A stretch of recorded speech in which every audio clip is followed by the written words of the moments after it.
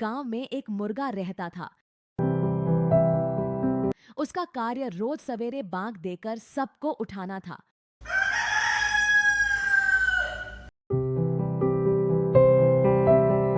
हर मौसम में वह निरंतर बिना चूक के समय से बांग देता था।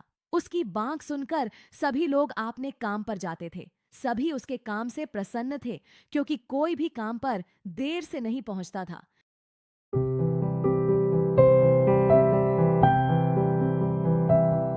उसके इसी ईमानदार कार्य के कारण उसे हर वर्ष सालाना उत्सव में नगर समिति की ओर से इनाम मिलता था।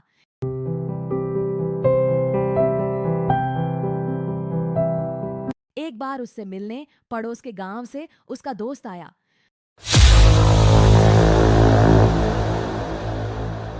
वह उसके लिए एक तोहफा लाया था। वह तोहफा था एक अलार्म घड़ी। मुर्गे ने सोचा कि जब वह खुद सबको उठाता है तो मेरे लिए अलार्म घड़ी किस काम की। उसके दोस्त ने समझाया कि वह अपनी आवाज में अलार्म भर दे तो उसकी जगह घड़ी बांक देगी और वह देर तक सो सकेगा। मुर्गे ने सोचा कि उसे इसका इस्तेमाल करना चाहिए, और अगर इस घड़ी ने उसका काम कर दिया तो वह आराम से सो सकता है। एक रात उसने अपनी आवाज में अलार्म भरा।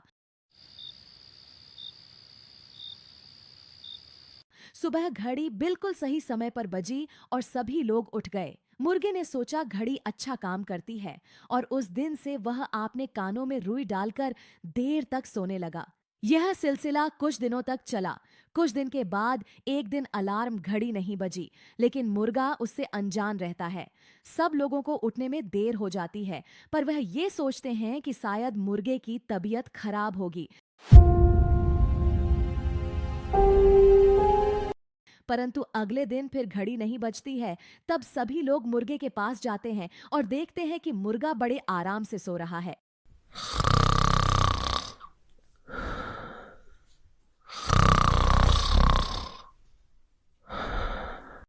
वह उसे उठाकर डांटते हैं और उसे पूछा जाता है कि वह अपना कार्य क्यों नहीं कर रहा है।